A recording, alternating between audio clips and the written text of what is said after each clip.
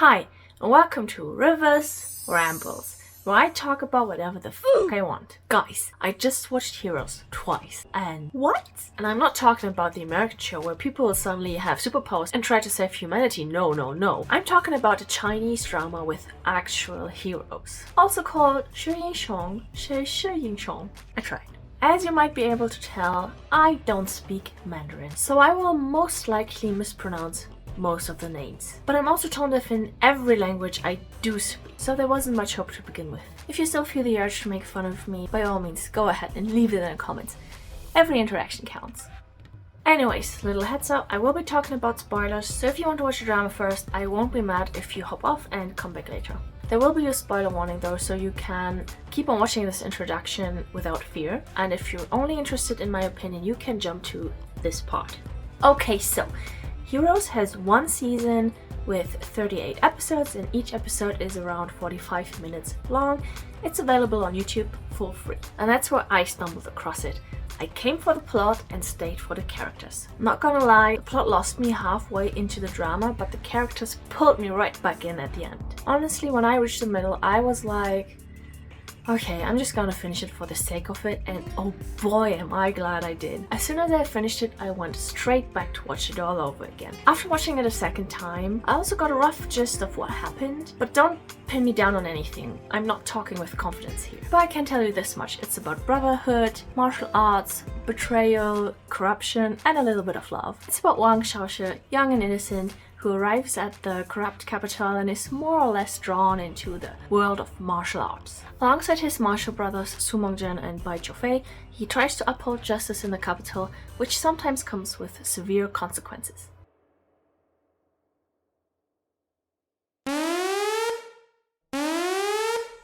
The story starts with Wang Xiaoshi, who leaves the sect he grew up with on a secluded mountain for the first time to deliver a box to a guy named Su Mengzhen.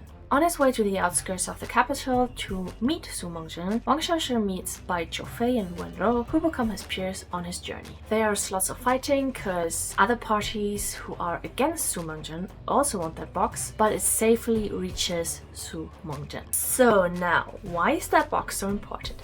Okay, maybe I should take a step back and mention that it's a wuxia drama, so there's lots of martial arts and martial art sects. Su Mengzhen is an important member, the son of the housemaster to be precise, of one of those sects called the House of Sunset Drizzle. I don't know the Mandarin name, so I'm just going to continue with the English one. I guess the reason why the people are after him is because he's so powerful, but he's also too powerful.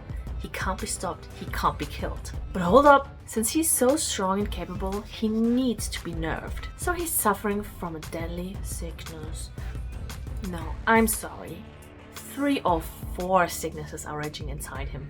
Anyways, while our Su Mengzhen is attacked by another sect called Six Half Hall, Wang Xiaoshi and Bai choufei help him out. As thanks, Su Mengzhen decides that they are now part of House of Sunset Drizzle. Wang Xiaoshi is flabbergasted to say the least, probably due to his loyalty to his own master. But since Bai choufei agrees and Wang Xiaoshi is still naive and inexperienced, he tosses his reluctance overboard and agrees as well. They accompany Su Mengzhen to his meeting with the first elder of Six Half Hall, Jing. I don't really know where Wen Rou is. They left her behind at some point. I think Su Mengzhen's advisor Yang Wuxie is taking care of her or something, but I'm not sure. Anyways, the talk between Su Mengzhen and Jing is smooth, calm, and diplomatic, apart from the passive-aggressive undertones. 苏公子今日提刀前来，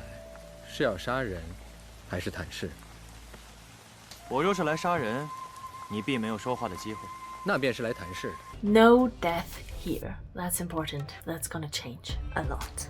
Next, Su Mengzhen is trying to bring the box he received from Wang Xiaoshi to his dad, the housemaster of House of Sunset Drizzle. But the house is currently occupied by a man called Hua Wuzuo and his people. I guess he wants revenge or something. Anyways, Su Mengzhen asks Wang Xiaoshi and Bai choufei for help, and of course they agree. Oh, and Wen Rou is back, but they constantly make fun of her bad skills, and frankly, she is kind of annoying.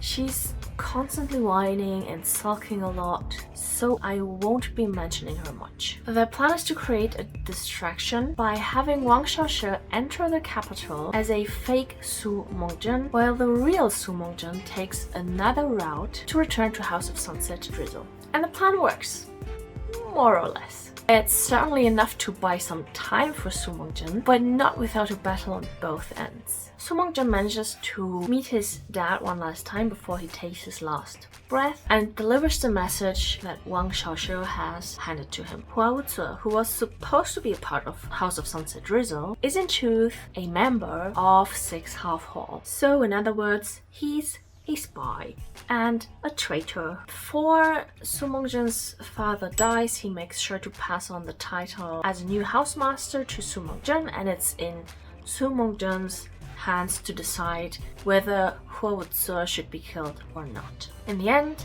Su Mengzhen pardons Hua Wuzi, but it doesn't really matter because 6 Half Hall still kills him in the end.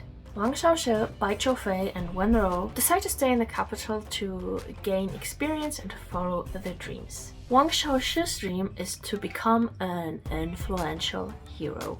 Bai Choufei's dream is to become famous in the martial arts world, and Wenrou's dream is to become a heroine who dictates her own life. As the plot progresses, we learn that 6 Half Hall is working for another powerful group, the Youqiao group, and that they are involved in a trade up north that isn't quite legal.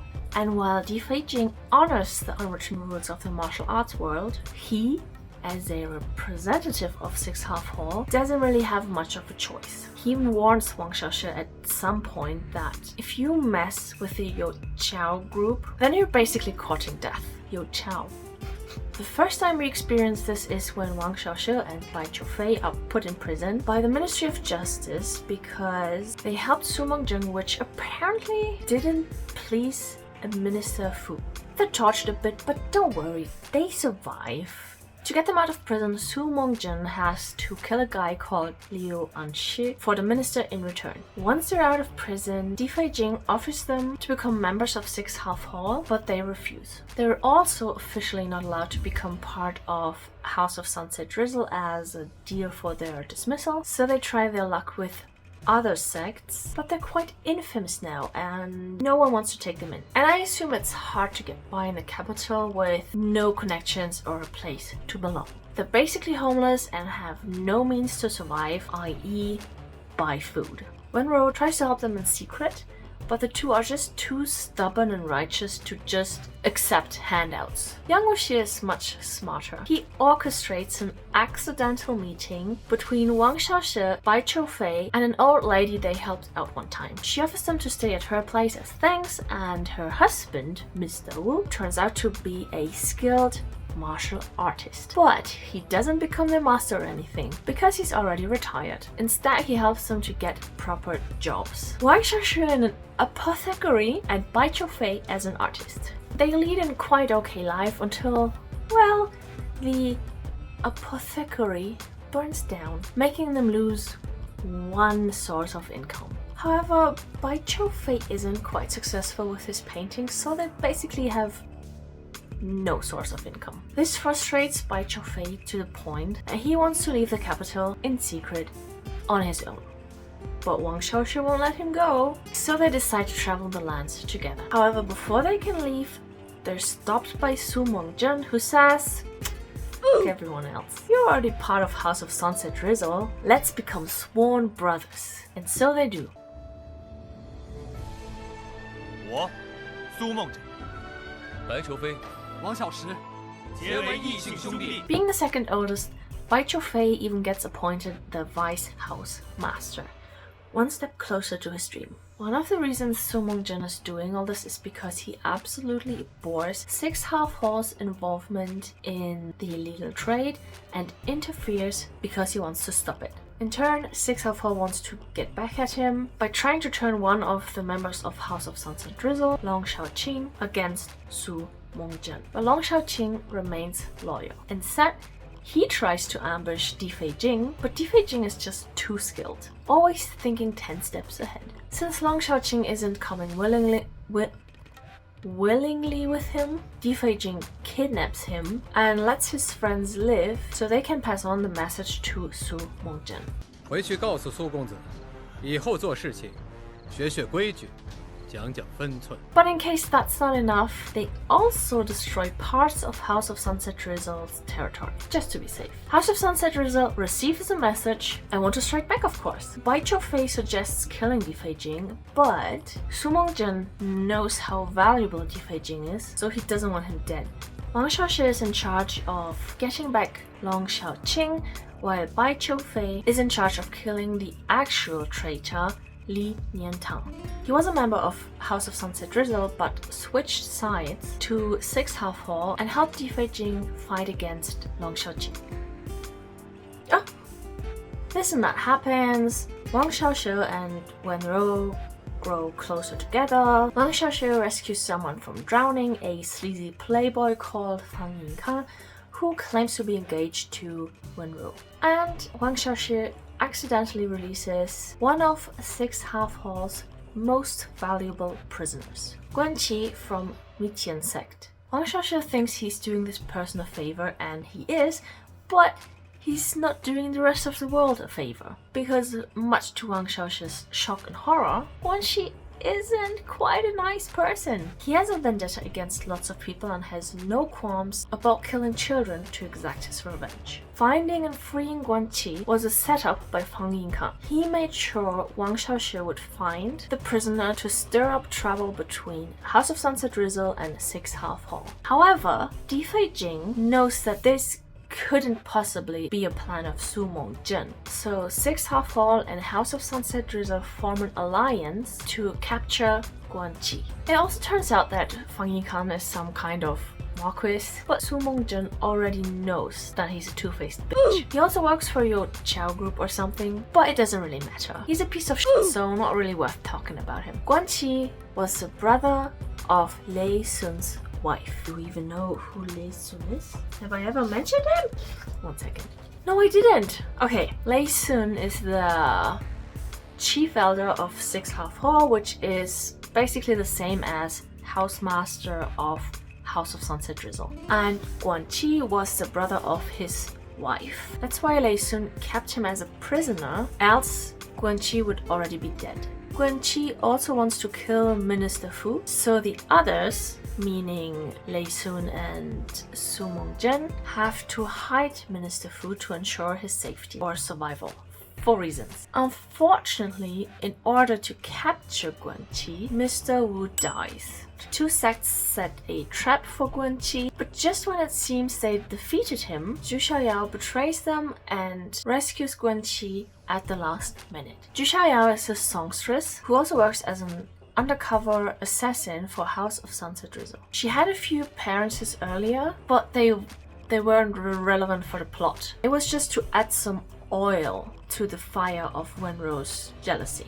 However, from here on out, Zhu Xiaoyao turns out to be quite badass, which she already was before, to be honest, but now she is her own character and not just a plot device for romantic complications. After her betrayal, she's banished from House of Sunset Drizzle, just like Hua Wuzi. It turns out Zhu Xiaoyao rescued Guanqi because she was part of Mengzhen sect as well. When she was still a child, she was forced to work at a brothel, probably because she was sold by her parents. But before she could be abused in any way, Guanqi saved her, and she followed him until he took her in. So Zhu Xiaoyao and Guanqi are on the run, but Wang Xiaoshi and Bai Choufei still find them. And while Wang Xiaoshi wants to show mercy, Bai Choufei is less inclined to do so and kills Guanqi. This isn't the first time that we get a glimpse of Bai Choufei's ruthlessness, but it's the first time that Wang Xiaoshi experiences it firsthand. 那你和关七有什么区别呀？对，在你心里我跟关七没区别，但是你心慈手软，你怎么替不死报仇？你就是个懦夫。 And that's that. Next They intercept 6 half-hall's illegal trade of firearms. And while it's a success, House of Sunset Drizzle loses a few of their members. Because it happened on by Choufei's order without getting approval of mengzhen or thinking of the consequences. Or rather, Bai Choufei acts according to the motto, sacrifices have to be made. For the greater good, basically. However, mengzhen and Wang Xiaoshi don't agree with him. The reason why Bai Choufei is acting out like this is because he learned that his crush is in love with mengzhen and vice versa. Who is his crush? Lei Chun. Lei Chun is Lei Sun's daughter, making her the young lady of 6 half-hall. They actually met her quite early in the show on her boat on a river and befriended her. But they didn't know that she was a member, or that she is a member of 6 half-hall until just recently. She was supposed to marry mengzhen, but even though their marriage got called off, their love persisted. This shock is much graver to Bai Choufei than the fact that she belongs to 6 half-hall. She also raised false hopes when she bought Bai Choufei's paintings back in the capital when he still worked as a painter. Once he learns that she did, he confesses his feelings to her, but she rejects him because she has feelings for someone else. I think he wouldn't mind as much if that person wasn't mengzhen. And what's worse, she even gave the paintings to mengzhen, which is like an extra step in Bai Choufei's heart. Because this basically means she wasn't really interested in his paintings and just bought him out of pity. None of which is really true, by the way, that's just the way Bai Choufei thinks. Because raising hopes and stuff, that wasn't her intention at all. And she actually thinks that Bai Choufei's paintings are good. Anyways, back to the failed firearms trade. 6 half-hall is in big trouble now, because they have to justify their failure to Youqiao group. Since House of Sunset Drizzle meddled with their affairs, 6 half-hall has no choice but to kill mengzhen. Lei Sun and Difei Jing fight against mengzhen, or well, they actually kind of ambush him because they send a letter in Lei Chun's name asking to meet him. During their battle, Wang Xiaoshi and Bai Choufei appear as well and more or less defeat Lei Sun. Even though it's Difei Jing who defeats Lei Sun under the pretext that it's better to sacrifice Lei Sun in order to protect 6 half-hall. But that was just a pretense. As soon as mengzhen and company are gone, Difei Jing saves Lei Sun's life. I guess it's because Difei Jing usually stays true to his word that mengzhen believes him. No, just kidding. Of course he doesn't believe him. He also doesn't believe that Lei Sun is dead. So mengzhen organizes a feast at House of Sunset Drizzle to lure out Lei Sun, and it works. Lei Sun appears and dies. He's kinda killed by Lei Mei and mengzhen. Who's Lei Mei? Lei Mei, who is also a member of 6 half-hall, was forced by Lei Sun to kill her own father. To get revenge, she posed as Lei Sun's plaything, while also being an important member of the sect, namely the 3rd Elder. While she did manipulate Lei Sun, he never held her opinion higher than, for example, Difei Jing's. So it was a bit hard for her to get revenge, but she eventually got there. mengzhen, on the other hand, doesn't actually want to kill Lei Sun, but Lei Sun, who had been stabbed by Lei Mei before, willingly runs into mengzhen's sword for the final blow. This drives a wedge between him and Lei Chun, but also between House of Sunset Drizzle and 6 half-hall. The members of 6 half-hall want immediate and brutal revenge, but Difei Jing, diplomatic as he is and as a new chief elder, recommends a slow burn revenge. It takes some convincing, but in the end, the other members agree with him. 我们忍着，看着，坐等他们分崩离析的那一天。到了那一天，就是我们提刀去报仇的时候。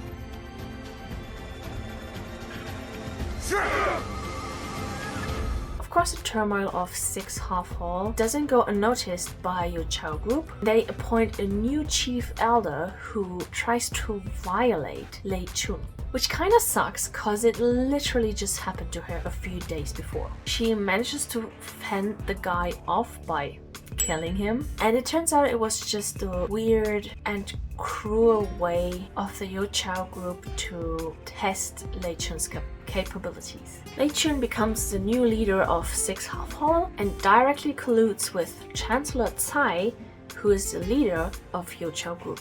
In order to prove herself, she goes and reclaims the power of Pili sect. Bai Choufei accompanies her, but she doesn't really need his help.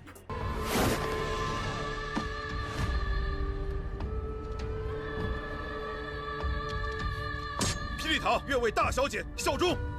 我等愿为大小姐效忠。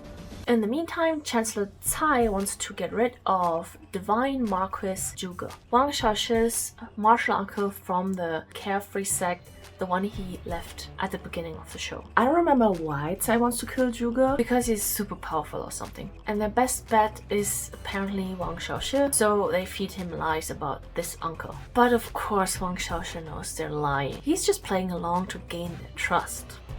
He leaves House of Sunset Drizzle he resigns from House of Sunset Drizzle under the pretense of killing Marquis Zhuge. He does meet Zhuge, but kills a member of the Yo Chao group and brings his head back instead. His plan is to hand it to Chancellor Cai, hoping to catch him off guard and kill him. But Minister Fu kind of blocks him and his ruse is exposed. Wang Xiaoshi fights against Mr. 13, one of the strongest martial artists in this drama, and during the battle, Minister Fu dies as a casualty. Too bad. The members of House of Sunset Drizzle help Wang Xiaoshi to escape from the capital, because now that he's killed an official he obviously can't stay and travels up north back to his original sect. Su Mengzhen's plan is to take responsibility for Wang Xiaoshi's actions. However, Bai Choufei and the other members of House of Sunset Drizzle forcibly convince Su Mengzhen to retire because of his sickness, which gradually worsened throughout the show. With Su Mengzhen retired, Bai Choufei is a new housemaster. Bai Choufei then carries on with the plan and turns himself in for Wang Xiaoshi's crime. He's thrown into prison and tortured to the brink of insanity. After hearing the news that Wang Xiaoshi presumably died, Bai Choufei completely loses it, ditches House of Sunset Drizzle and kills a few of the members while he's at it, and becomes a member of Yo Chao group as well. What's with the rumor of Wang Xiaoshi's death, you ask? Oh well, that's because of the little bastard Fang Yingkan, who by the way also works for Chancellor Cai, fought him and pushed him off a cliff. What no one knows is how resilient Wang Xiaoshi is. He absolutely survives, and Wenro helps him out of the abyss. Wenro got wounded herself, but they eventually make it to Wang Xiaoshi's original sect. Or rather, they're found by the sect members before they can freeze to death. While they recover, Bai Choufei forces Lei Chun to marry him. Difei Jing wants her to run away, with him being willing to face the consequences, but Lei Chun makes him leave instead to protect him. He finds out who assaulted Lei Chun back then and heads up north to kill the perpetrator, Fang Yingkan, that rat. No wait, actually rats are cute. That sick bastard. Up north, Wang Xiaoshi and Wenro have a good life and they get married as well, but not long after, tragedy strikes when an outpost, I think, of the sect is attacked and they lose a few members. The one who attacked the outpost and killed all those people was 13, who has an old grudge against Wang Xiaoshi's master, because he's the reason that 13's girlfriend died a long time ago. But I think he's also up north on Chancellor Cai's order, because there's a guy, Official Liu, who was supposed to be killed by Su Mengzhen, who has proof of Chancellor Cai's crimes. So Chancellor Cai sent out troops to retrieve and I assume destroy that piece of evidence. Due to the attack, the sect knows that Officer Liu is in danger, so Wang Xiaoshi sets out to find and protect him before the enemy reaches him. He runs into Difei Jing, who shortly after meets Fang Yingkan and fights against him. He gouges out his eyes and hopefully chops off his dick, but gets a serious wound in return. After the fight, he walks away and hides like a wounded kitten before dying. While Wang Xiaoshi is on his official is on his official Leo quest. 13 attacks the sect's base and kidnaps Wenrou and Wang Xiaoshi's master. Wang Xiaoshi has an epic battle against 13, and while he manages to kill him, he only manages to save one of the two, which is Wenrou. Wang Xiaoshi's master dies. Now, while that is all tragic and sad, there's still evidence to deliver. The proof of Chancellor Cai's crimes. The proof of Chancellor Cai's crimes has been on Fang Yingkan all along, which he didn't know, so that makes it all the more ironic. Wang Xiaoshi finds it on Fang Yingkan after defeating him, basically finishing what Difei started, and takes it on himself to deliver the evidence to the emperor in the capital.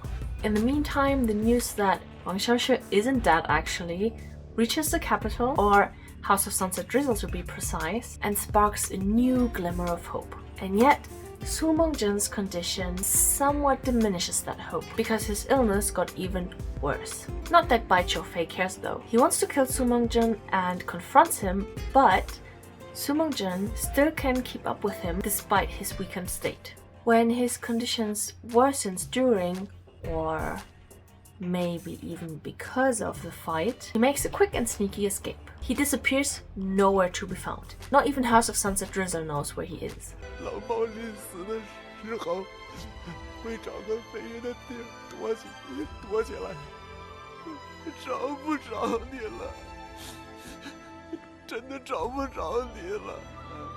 So Bai Choufei takes over, because he officially still is the housemaster, I guess? Doesn't matter, he takes over. He's the new housemaster still, or again. With all hope gone, they desperately wait for Wang Xiaoshi to return, which he does. He meets with Bai Choufei, disagrees with his actions, and they fall out with each other. With the remaining members of House of Sunset Drizzle, he forms a new sect, the Trunk Tower sect. 我们就叫象鼻塔吧。好，图强不弱，象鼻塔；图强不弱，象鼻塔。 We're inching closer to the finale. Of course, corruption, Chancellor Cai, and betrayal, Bai Choufei, need to be punished. First, Wang Xiaoshi delivers the evidence against Chancellor Cai to the emperor. But the emperor says it won't make a difference, because there will always be people like Chancellor Cai. Next, Wang Xiaoshi confronts Bai Choufei. They fight a lot and Su Mengzhen reappears. He joins the battle and they try to talk some sense into Bai Choufei, but it's in vain. Nevertheless, Wang Xiaoshi can't bear to kill Bai Choufei, so they let him live. Bai Choufei then offs himself as justice, I suppose. But the thing is, he first stabs himself and then jumps off a building, and he still survives. It's not until he's killed by Lei Mei as an act of mercy that he finally dies. Shortly after, Yang Wuxie kills Su Mengzhen as per his request. 老二走了，下一个就轮到我了。独立三边境，仅剩一剑之。血，杀！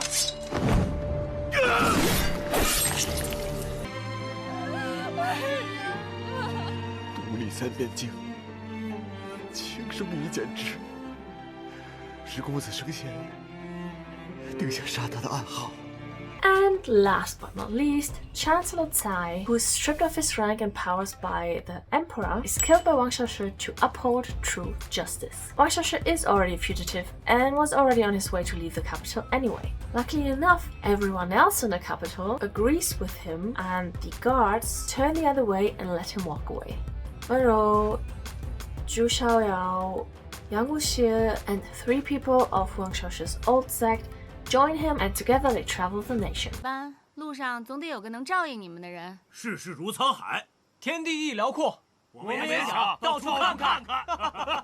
行，走，走好。 Qi Xiaoshang becomes the new housemaster of House of Sunset Drizzle, and I've not the faintest memory who that is. The name did ring a bell, but I cannot remember. Oh, and Lei Chun also dies. She just offs herself after literally every person who was important to her died. But besides all the drama and death, since the main character and his love interest survive and justice has been served, it still counts as a happy end, I guess.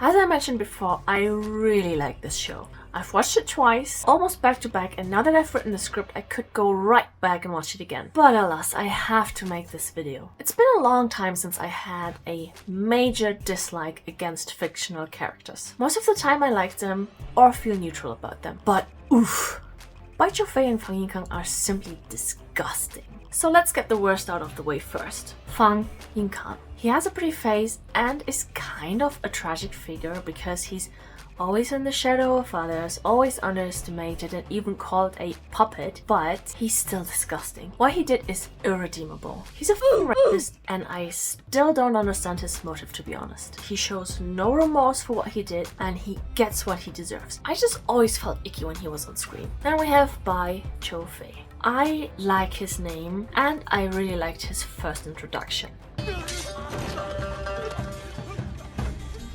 But I don't like his attitude. He's power hungry and corrupt, just like every other corrupt character on this show. He even says so himself. Without Wang Xiaoshi, he has no reason for justice and morality. If he wants something, he takes it by force. And all of his actions have to be extreme. For example, when he wants to kill Li Feijing, when he forces Lei Chun to marry him, when he ditches House of Sunset Drizzle and in the end kills himself. However, I did like his relationship with Wang Xiaoshi.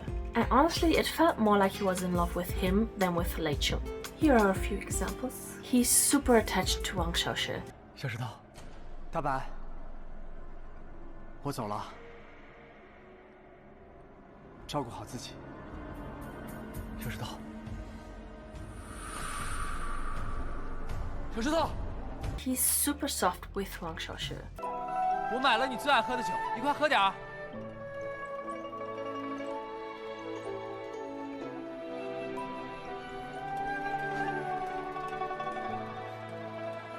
He's super upset when Wang Xiaoshi sells his dignity. 这就是你说的办法。你不是说谁欺负我们，我们就打回去吗？那些人只要拿着钱，就可以随便欺负你、羞辱你。我这是卖艺讨生活。你不是卖艺，你是卖尊严。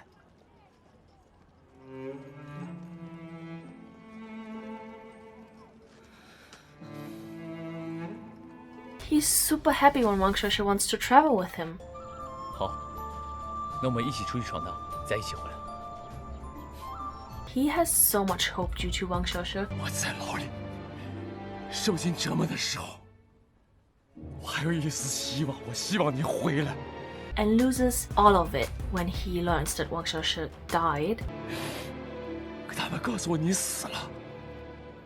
你在溪流碰到的那个人是王小石吧？他已经死了。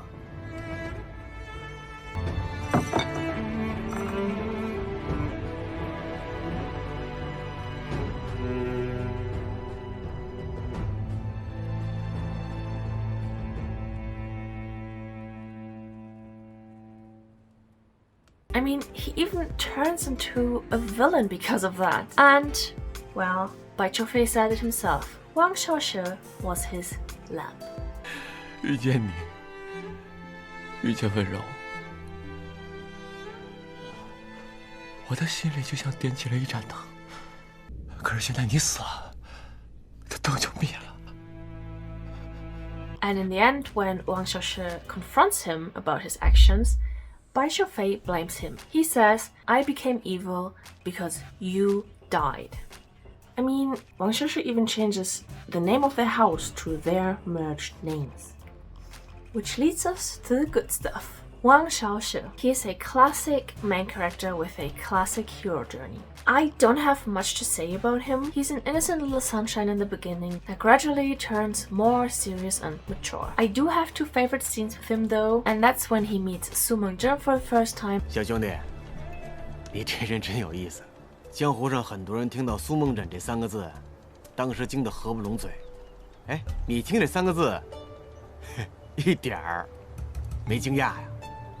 我叫王小石，你们惊不惊讶？ And the punching scene. 不打穷途末路，刚刚是第1拳；不打手无寸铁，这是第2拳。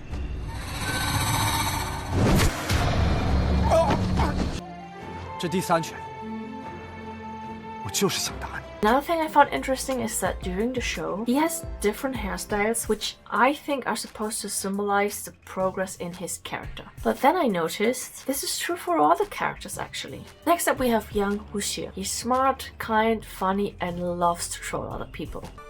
真是你也不帮我解释解释啊！不读了，不读了，今天就这样吧，不读了，不读了，不读了。哎，你什么意思啊？ But he's also in my heart because he worries so much about Su Mengzhen.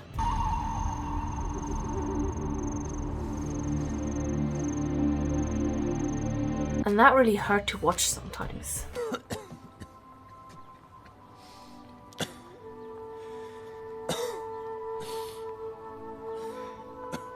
看来我这病越来越重了。哎，没有，你跟关七决战太耗元气了。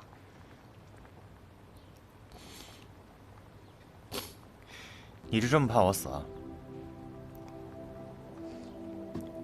怕呀！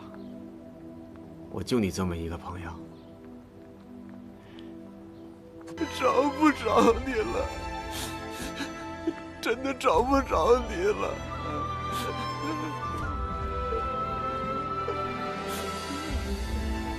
Soon, which I kind of completely forgot to properly introduce during the plot, is also one of my favorites, simply because he's fun to watch. He's just so done with everything, which made him quite relatable to me.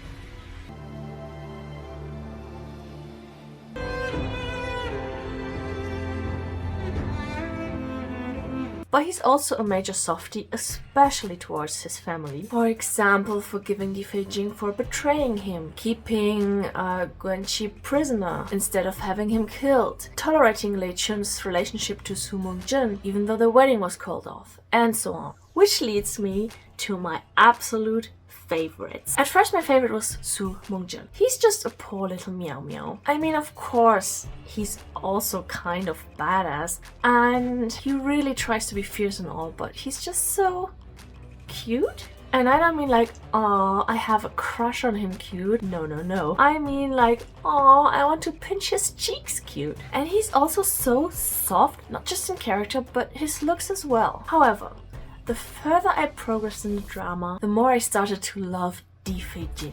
He's my absolute favorite in the show and even has a rank in my top 10 or 20 or 100 of all time. And honestly, I can't tell you why. In the beginning I just thought he was really pretty, but then he was also kind, gentle, smart, capable, strong, diplomatic, always calm and collected, never loses his cool. He's a friend to everyone who comes knocking.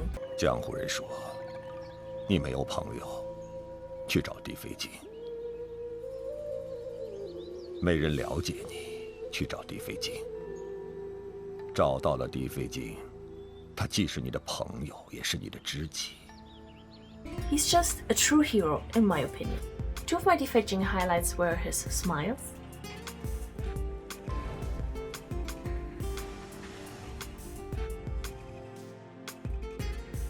and this one certain interaction with Su Mengzhen, which was so passive-aggressive that it really cracked me up.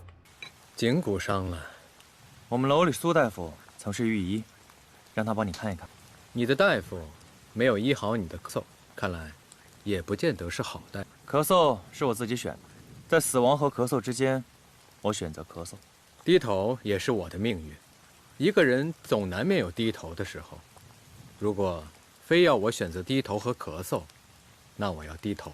I know I didn't talk much about the girls, and I won't go over them individually, because none of them made it into my favorite characters list, and none of them was so shitty that they made it into my shit bucket list. And in general, they were all strong and capable, badass, and relevant to the plot. The only one I really want to talk about is Lei Chun. Among the girls, she's my absolute favorite, and within the show, I dare say she's the most tragic figure. She was sweet and kind until just one shitty thing after the next happens to her. First, she can't officially be together with the person she loves. Then she gets for some reason, and I honestly think it's just because the showrunners didn't want to defile the main girl, so they opted for the next best choice. But I really don't think it was necessary at all.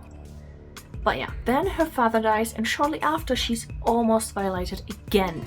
After killing him, you can tell that she's just dead inside, and her personality turns dark as well, even though some of the sweetness remains. This becomes obvious in her interaction with Jing, for example, when he asks her to run away, but she then tells him to leave to protect him. Then she has to marry a guy she has no feelings for, and then the love of her life dies. After going through so much hardship, she's so broken that she just kills herself. Her whole arc is so sad that it really left me heartbroken for her. So I don't have much that I didn't like about the drama, but I have two things that bothered me, or rather I have one thing that was annoying and one thing that was disappointing to me. So the annoying thing was the endless calling for Wang Xiaoshi.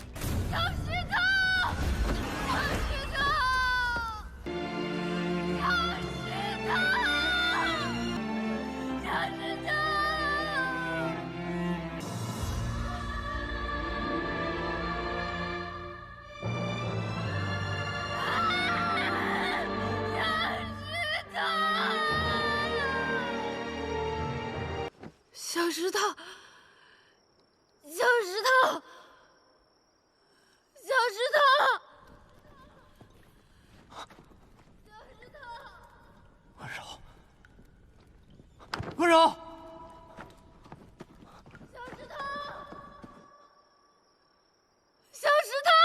，It didn't make me dislike the characters, it was just too much and too long. While I was watching, I was wondering if they just did that because they had to fill the time. And what disappointed me was that I really thought for a second that they actually were going to kill the main girl. 小石头，我爱你。我也爱你，很久了，很久了。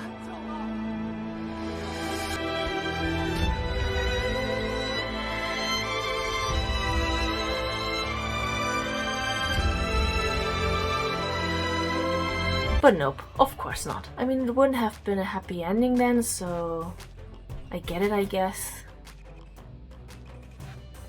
I started the show because the premise was intriguing. Then I fell in love with the characters, and after my second run of watching it, I understood how good the plot was. When I watched it the first time, some of the connections between the characters completely flew over my head. That's probably because I watched it with long breaks in between due to not having much time. It surprised me that this drama seems to be rather unknown. I also only bumped into it on YouTube by chance. So if you're into these kind of Chinese dramas, I can highly recommend it. If you've already seen it, or if you've watched it due to this video, then please let me know what you think of this drama. I'd also be interested in knowing who your favorite characters are. Leave it all in the comments below. If listening to random people talking about random stuff on the internet appeals to you, leave a like and subscribe. And if you have any topic you'd like to hear me ramble about, leave your suggestions in the comments below. Thanks so much for watching and have a wonderful rest of your day. Bye bye!